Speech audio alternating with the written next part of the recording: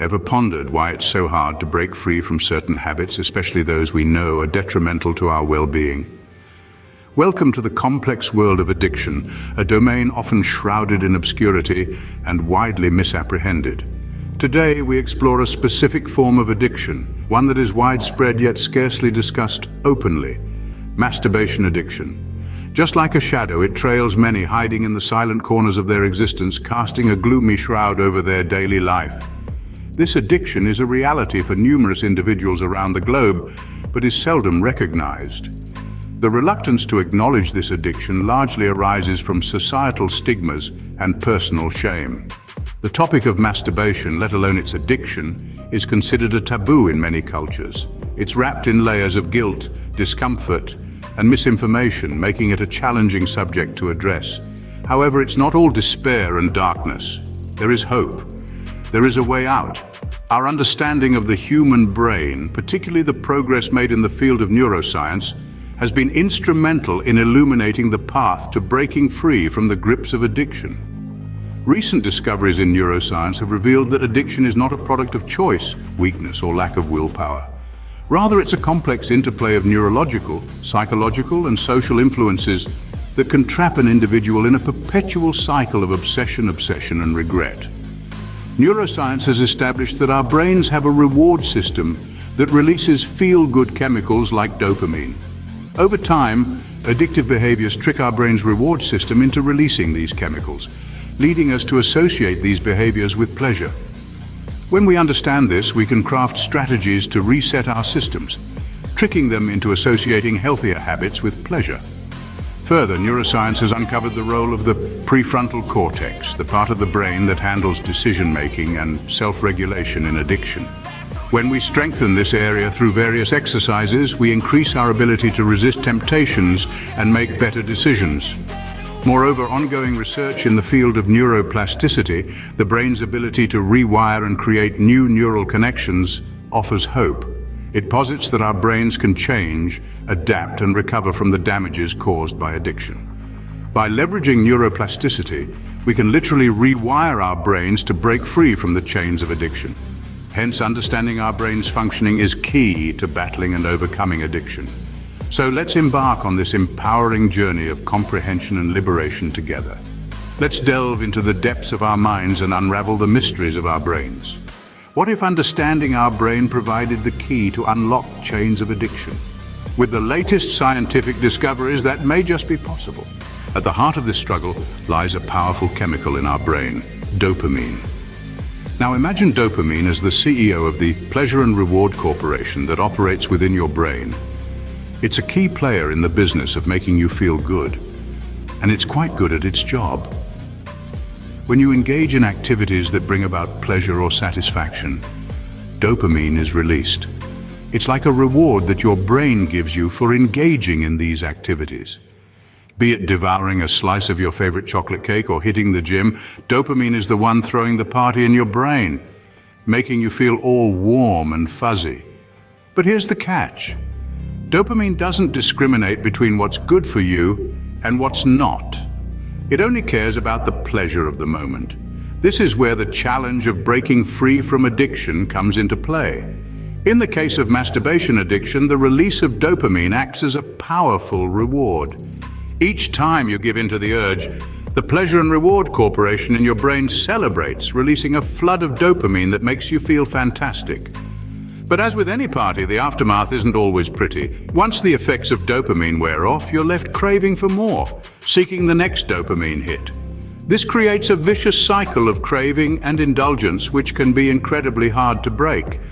The problem is, the more often you feed this cycle, the more your brain gets used to the high levels of dopamine. It adapts, expecting a regular supply of this pleasure-inducing chemical. This causes the brain to become less responsive to other healthier sources of pleasure, making it even harder to resist the urge to indulge in the addictive behavior. Now, you might be thinking, this sounds like an uphill battle. How can I possibly break free from this? Well, the answer lies in understanding and manipulating the very thing that got us into this mess in the first place: dopamine. The stronger the dopamine release, the harder it is to resist the urge. But what if we could change the path of this release? Stay tuned as we delve deeper into the fascinating world of neural pathways and brain plasticity, and how these can be harnessed to break free from addiction. Imagine your brain as a city with numerous roads. The roads most traveled become highways, don't they? Well, just like the bustling city, your brain is a complex network of pathways where information travels. These routes are what we call neural pathways. These pathways are formed based on our habits and behaviors. It's a bit like how a track is formed when we walk repeatedly over the same ground. The more we tread the same path, the more established that path becomes. Now let's think about these pathways in the context of habits, specifically masturbation. Every time you engage in this act, the neural pathway associated with it becomes a little more entrenched. Like a well-trodden path through a forest, the journey along this neural route becomes easier and more automatic. This is why the habit of masturbation, once formed, can be so difficult to break. It's like a highway in your brain that's been reinforced time and time again. But here's where the story gets interesting. Did you know that your brain favors these well-established paths? It's true. Your brain is a bit of a creature of habit. It likes the familiar, it likes the easy. And this is why, even when you want to break a habit, you might find yourself returning to it. It's not just about willpower, it's about the neural highways in your brain. Now, this might sound a bit discouraging, but here's the good news. Our brain is a dynamic, adaptable organ. It's capable of change. It's capable of forming new neural pathways and weakening old ones. This process is known as neuroplasticity. So when it comes to breaking the habit of masturbation, it's not just about resisting temptation. It's about rewiring your brain. It's about creating new paths and letting the old ones grow over. But just like in a city, we can construct new roads, can't we? Building new highways in our brain sounds like science fiction, right? But it's not. This, my friends, is where the magic of neuroscience comes into play. It's called brain plasticity, or neuroplasticity if you want to get technical. This is the brain's marvelous ability to reorganize itself by forming new neural connections throughout life.